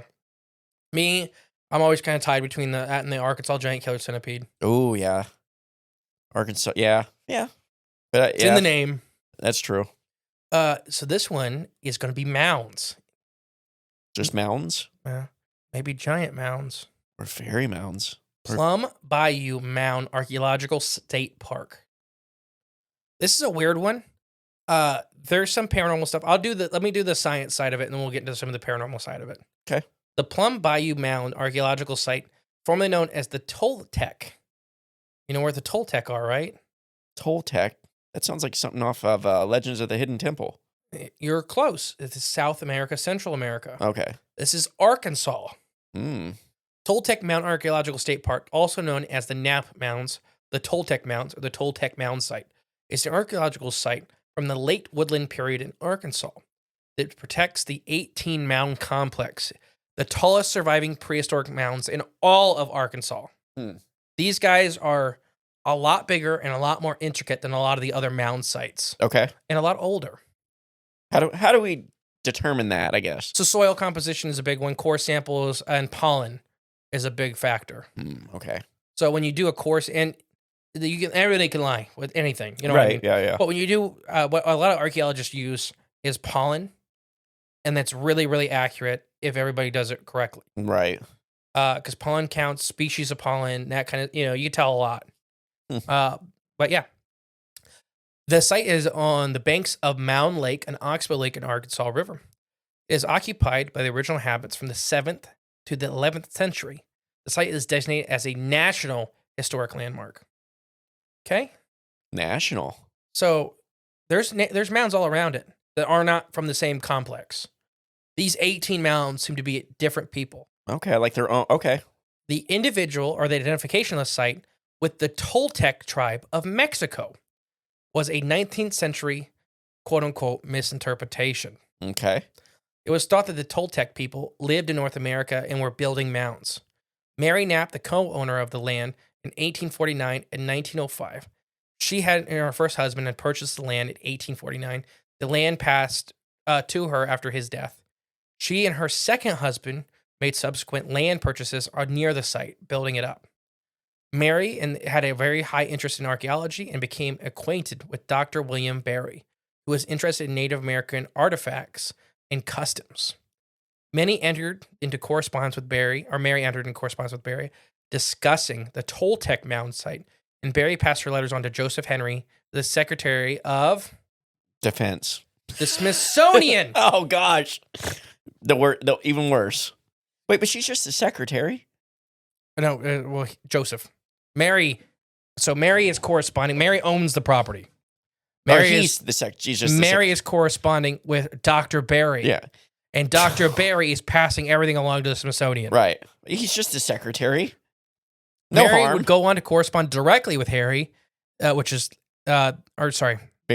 Henry, Henry. the secretary, as well as forward artifacts she had collected from the site to the Smithsonian. Gosh. And they all ended up in a river. Yeah. Or in a warehouse. Or buried about 900 feet underground. Or burned. This would lead. So these artifacts showed up at the Smithsonian. And the Smithsonian got all hot and bothered over them. Okay. Because they were not supposed to be there. Okay. So Mary was either lying or the Smithsonian was lying. So this would lead to investigation of the site by archaeologist Edward Plummer of the Smithsonian Institute Bureau of American Entomology, or not entomology, ethnology. I don't even know if that's still a study.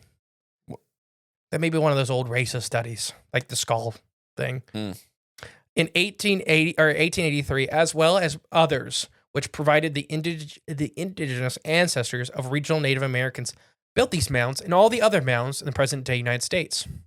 They're like, no, these aren't weird mounds. These are all the same mounds. Built by the same people at the same time. They were part of the mound building culture that flourished in the late Arctic period and the prehistorian period. They built earthwork mounds for religious, political, and ceremonial purposes, connecting theirs and them with cosmology. Originally, the name Plum Bayou was borrowed from the nearby waterway that applied the distinct culture of the site. Discussed, well, we'll talk about in a second. Renamed in November 22, following the construction of the Kuwek Nation in the Arkansas Archaeological Society. Say that 3 times fast. Our society. The Q-Paw Nation. That's a Native American group. So in 2022, they said the Plum Bayou culture didn't exist. They said, no, it's the Q-Paw people, which I don't know anybody. If anybody's listening, is even I've never heard of the Q-Paw. If you know somebody, or you are, I would love to talk to you about some stuff. Because I know nothing about your people. Yeah, never heard the name before. But, so anyways, let's talk about the Plum Bayou culture. Okay. The people who built the mountains in Plum Bayou had a distinct culture from other contemporary Native American groups in the Mississippi Valley. Okay. So they were these 18 mounds, the culture directly around them was extremely different than their neighbors from the same exact time. But that don't mean nothing. They're the same people. Plum Bayou sites are found throughout the White River and Arkansas River, the floodplains in central and eastern Arkansas, but are also found far west and eastern of the Ozark Mountains. The Plum Bayou Mounds is the largest site of this infamous culture. The relationship with their neighboring cultures of the Coal Creek culture in the south of the Forch Mainland culture in the south are still under investigation. The people lived in permanent villages and helmeted throughout the countryside. They built sturdy houses, framed and gardened wild plants, fished and hunt at the site. Nice. Sounds, what a lifestyle. Oh, yeah. We need to get back to that. So these mound groups, such as this one, were religious and social centers for people in the surrounding countryside. So this culture apparently had tons of these little like hamlets, like little tiny villages and with big villages. It was very, very developed, very advanced. Plum Bayou Mounds, probably more than we are today. Plum Bayou Mounds itself had a small population that lived there residentially. Made up primarily of what they believe was political and religious leaders in the community for the families. Yeah, that's speculation, right? Yeah. Just because it seemed like a small group was there of like lived 24/7 and tons of people would visit. Interesting. The center was occupied from around the 7th to the 11th century. Located in the banks, like I already said. Let's get to some of the architect sites. This is known as the Stonehenge of Arkansas. The mounds and earthworks present the Plum Bayou Mound Archaeological State Park are the remnants of the Plum Bayou culture, formerly known as the Toltec Mounds. The remains are not from the Mexican Toltecs or Aztec tribes that the name previously suggests. So why do you think they thought it was that? I imagine they found some kind of symbolism or something to link it. The Plum Bayou people, like I already said, built 18 mounds that serve a ceremony, blah, blah, blah, religious. Archaeological digs on the site have uncovered items that cannot be traced to any Native American culture. It also suggests the Plum Bayou people simply disappeared with no trace. They left nothing behind and no reason why. It's just like the Aztecs and the Mayans, like Mexico City or Tenochtitlan's gone. A lot of these artifacts are hidden in museums, mostly Smithsonian. You can't see them anymore. But people from the 1800s that were excavating them said they were remarkably similar to South and Central American artifacts. That's where the Toltec name came from, because the knives and the spear, like all this stuff looked like Toltec stuff. Yeah, and it's not like that's far away. No, I mean, the Toltecs got pretty high up, so they just thought they came over. Yeah. And like I said, these artifacts, which you can only find a very, very finite of them anymore, they encompass some of the most strange things found when we're talking about Native American groups. Like what in particular, I guess? Well, you can't find many of them anymore, but they said the knives were extremely weird crafted. Because there's Native American groups at the same time on all sides. Right. And none of them have the same type of... None of them have the same types, the same culture, the same technologies. And there didn't seem to be a lot of war. At least within the quote-unquote Plum Bayou Mounds. Right, yeah. So they were, whether they were more advanced or just they had better peace, like they kept good peace with their neighbors. I wonder if... I mean, I don't know. I'm 100% speculating. I wonder if it was like a leftover from... whatever that culture was that moved up here, like maybe they were outcasts from Central America and like found a good spot up here and Well, the Aztecs made it all the way in North America. Okay, yeah. Whether how far they made it, I read questions. Just But found they it- think is the strange at Skinwalker Ranch was because of the Aztecs. Yeah, true. It must be a good pocket to live in where they could thrive. So, I mean, it's weird, right? It's already weird, but I have. Oh, good. I was just gonna say, I wonder too if people were, or the other tribes and stuff were going there not for religious or what'd you say, religious or spiritual or political. Political. Nobody knows. Yeah, I would more or less, maybe if just these guys are different, more developed, more advanced, they just might be visiting them for their knowledge and things like that, like a schooling or Just hanging out. yeah, maybe they got the best grog. I don't know what grog is. Isn't grog like a beer or like some form of alcoholic drink from like D&D? I don't know. Grog. I don't know. Maybe they do though. So like I said, it was located. I'll read one more thing, and then I'll tell you the strange thing with it. Okay. Located in Oxbow Lake, the archaeological site once had an 8 to 10 foot high and 529 foot long earthwork embankment and ditch on all three sides. Other side was a lake, and now called Mound Pond. 18 mounds are built inside this large curved embankment, just one long embankment. The other original 38 and 39 feet high, these mounds. The mounds are placed along the edges of two open areas, and they were, like I said, political, social, blah, blah, blah. At least 2 mounds were used for feasting, as indicated by the discarded food remains. Deer was a prominent favorite food, apparently. A lot of deer bones. The mound locations seem to be planned using principal bases of alignment with important solar positions and stabilizing units of measurement. So they were really good at placing things. Most of the mounds were flat-top platform mounds. Other Native American groups lived on this site in the 15th century, but they did not build the mounds. Makes sense. So they were Inhabitants. Yeah. They took over after the fact. So after the Smithsonian got involved, artifacts went to private collections very, very quick. Mary had her own private stuff, and that's really the only thing people really got to see. Yeah. Because she owned the property for a long time until the state got it. Oh, yeah. The state needs theirs. Control the There narrative. is at least 4 or 5 articles throughout the 1800s talking about them pulling giants out of these mounds when they were excavating them. Interesting. So you think that this culture might have been? These mounds, so there was tons of mounds in Arkansas. These specific, the Plum Bayou mounds, are much differently built. Right. And a lot of times much bigger, including the giant wall that was built around them to prevent the flooding from coming in. From coming into it, yeah. So they were anticipating that. I wonder if that's I'm assuming that happened. Well, it's even a modern day. That It's area. Arkansas. It floods all the time. Yeah. I fished it when it was flooding. So they know. I mean, obviously. And I wonder if, so it makes me think, if I don't like if those articles are true, which I believe them to be, especially since Smithsonian's involved and covers up everything. If maybe the Native Americans around were learning from this culture and then recreating their own mound system, after the fact, a watered down version, so to speak, I guess. I don't know. Or just different. I mean, it doesn't have to be watered down. It's just different. Well, yeah, different. But But if I you're mean, not 9 foot tall, it's harder to build massive things. watered down. Yeah. I mean, if you're not as capable, but it would be a lot easier for a 9 foot tall, like hulk of a man to move a giant stone than someone like you or me. It just is so weird to me. I found so much talking about how different it was from the people that lived right next to them at the same time, Yeah.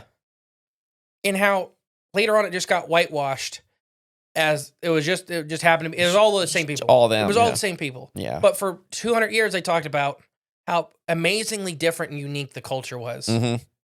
And then once people started looking into it, they had to whitewash it, and it's all the same group. So unlike the Cardiff giant, this one might actually give more credence to There was probably actually giants buried. in this one. This one might be a legit example, which we know there's plenty of examples. There's plenty of examples of giants in their existence, but I mean, those examples exist in those old newspaper articles. Smithsonian did a bad institute. If you'd like to see those articles of giants and stuff, I think it's called matthewsbible.com or .org. That's a good one. The Giants of the Harbor Valley is another great book. That's a great book, yeah. Adam Benedict's book, either Oddities in Print or Monsters in Print has both of unearthings of giants. Mm-hmm.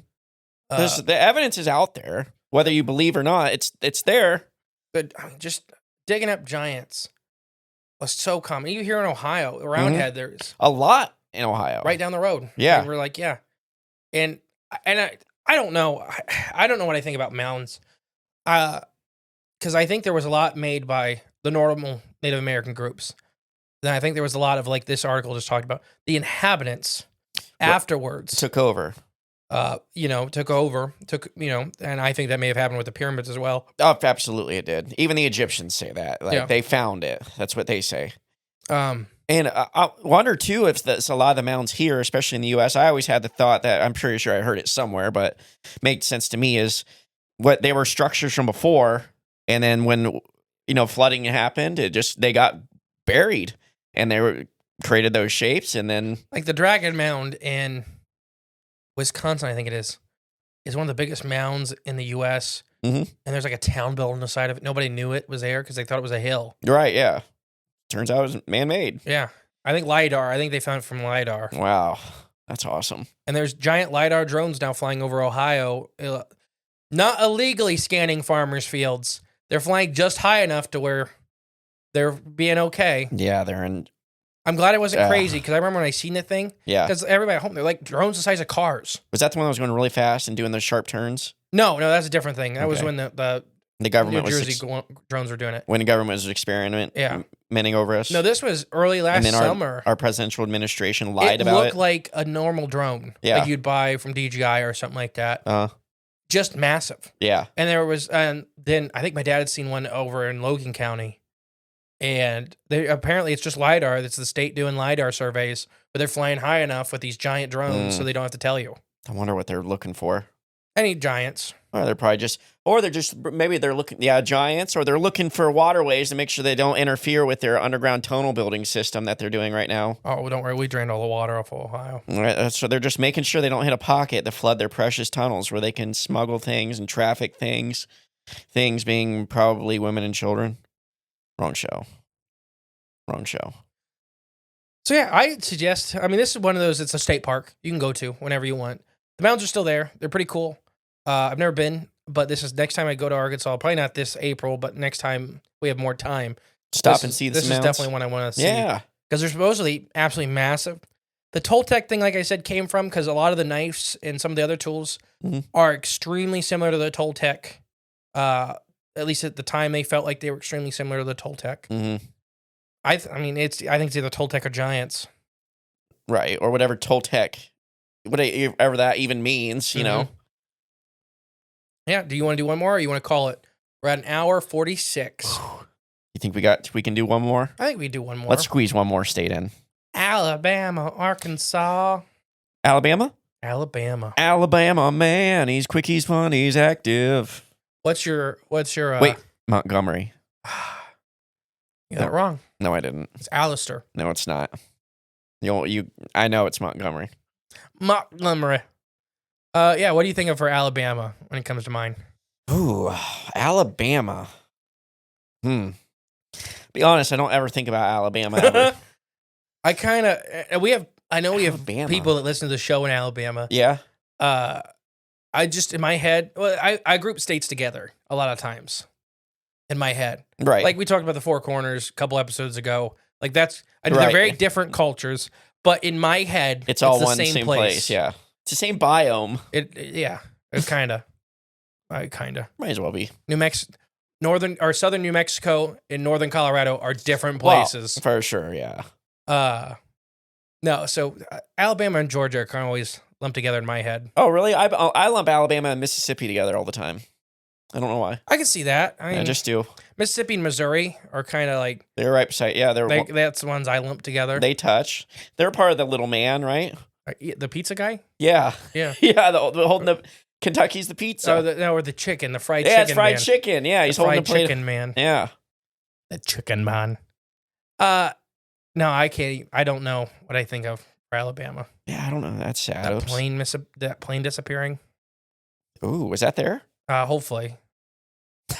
You don't. Yeah, we don't even know. No. I don't know. We're really tired. I'm a little It's tired. after midnight. Okay, let's do Alabama justice. The myth of Shelley Carter. Ooh. Sally Carter? Sally Carter. I'm sorry. Okay, Sally Carter. Huntsville, Alabama. It's home of the Alabama's history old and new. Legends and lore around the city, including stories of a ghostly kind. Many people claim to have seen a restless spirit at various locations throughout the city, parked mostly in historic properties. One such location is Cedar Hust Mansion. It was a mansion built in 1823, pretty much right after Alabama became a state. Okay. Big, beautiful mansion. The ghost of Sally Carter has been seen by multiple people at the mansion. Sally Carter was only 15 years old when she visited her sister at the mansion in 1837. Not long after her arrival, she became ill and bedridden. She soon died and then was buried on the property right before her 16th birthday. Mm. Long after she died, rumors of her spirit haunting the mansion halls became a popular tale. And in 1919, one of the first records and well-known legends about Sally came when a 14-year-old boy from Dothan, Alabama, was staying one night on the hotel or in the mansion upstairs bedroom. He awoke from a dream in which he witnessed a dark thunderstorm shaking the estate, so much so that the gravestones in the family cemetery began being knocked over. Dang. The boy then saw in his dream a young girl who asked him to please pick up her tombstone from the ground and set it back in its proper place, begging him to get up and go do it. The boy rose the next morning, disturbed, but thankfully he had only had a dream. The dream was so real, though, however, so he decided to walk into the family cemetery to make sure everything was okay. He was shook when he found that Sally's headstone was indeed face down, covered in grass. He decided to go back to Dutton. He's decided to go back to Dutton, and he never came back to Huntsville again. He did put it back up. Oh, I was going to say, I hope he did that at least. Yeah. But it freaked him out enough to just He went never back to the family mansion. wiped his hands clean and I'm done. As with many ghost legends, the story became a popular tale. Children and adults alike desperately trying to get a glimpse of the home in the cemetery. Unfortunately, Sally's grave has been repeatedly vandalized. Oh, jeez. And is eventually moved to another location. However, it is said her ghost still roams the halls of the mansion. The property is closed to the general public, but as far as ghost trippers, this is a common when people go up to the mansion fence and kind of walk around and see, especially at night. People still live there? I don't know. The property's locked up pretty tight. Okay. It used to do tours. Yeah. So probably not then. Yeah, I don't know if anybody still lived there Okay. when it was doing tours. I don't know if somebody bought it after that. Right. But pretty okay. much the just constant vandalism made it shut it down. Oh, that's sad. Sally's grave, like people would knock it over on purpose and stuff like that. But for why? People being dumb. Oh, I know that, but that's yeah. I seen a guy get his lights punched out because he flipped a sea turtle on its back. Wait, what happened? A guy in Florida, a tourist, was torturing a sea turtle, trying to lay her eggs.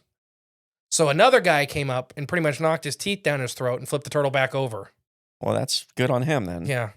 What the heck are you doing torturing a sea turtle? Because it's easy. It's just some people live no life, and torturing an animal or a ghost or a person is just the only way. You know people like that. Yeah, I guess so. I went to school. Retail workers are about the ones that get it the most because they can't leave. I would say DMV workers too, but not ours. We have the best one in the world. No, I mean the people that get tortured, Oh, I understand. Okay. not doing the torturing. Gotcha. Okay. The Hardin County DMV is extremely good. Yep, it's the best one ever in the world. It's just the best one. It's the only one I've ever been to where it's like I'm looking forward to going to. I'm not looking forward to going to it. I know it'll be easy. I guess I'm not dreading it. Yeah. Yeah, like the drive there is just pleasant. I'm not. Yeah, the one I had to get my license renewed in Toledo. Oh my. That was horrible and scary. Yeah, I bet. Because there was one guy yelling at his girlfriend. There's like tiny room. It's like the size of ours. Yeah. 60 people in it. Gosh. And just waiting chairs, like Yeah. stacked on top of each other. Oh yeah. And the guy's just screaming at his girlfriend that's holding his kid. Just and like, we're all gonna die in here. Yeah. And the lady was extremely rude to me Yeah. until I told her like, I'm from Hardin County, and we're here at the Ronald McDonald House. I just need to get my license. I hope I have everything. And then she was like, all right, Oh, I'll treat you like a human now. yeah. I mean, to be fair to her, the last guy was like literally screaming at her. Yeah. So, yeah. I mean, so what is this? Part 4? Have we already done part 4 already? Yeah, this is part Part 4. 4. Part 4, yeah. Yeah, part 4. Part 4. Thank you guys for listening still, hopefully. If any of you made it this far, the keyword is Jacko the Monkey Boy. I like it. I don't know what the keyword's for. Maybe I'll make up something later, but Just Jacko the Monkey Boy. Don't forget it. Anything to add, young Jay? Well, we're halfway through, I'd say. Are we? We're only halfway? Probably. Oh, gosh. So this is going to be a big one. we got to hang in there. The next, yeah. So I have been the great and powerful Mystery. And I've been J Clone 6. We'll catch you next week, guys. Bye. Flavors of the Forest. Hey guys, thank you for listening to Cryptids of the Corn podcast. Remember, the best way to support the show is share it with a friend. But if you are craving more of the J clones And more from Mr. E. there's always extra content on Patreon. And our paid member space on cryptidsofthecorn.com. We'll catch you next time with more exciting, fun, and informative information.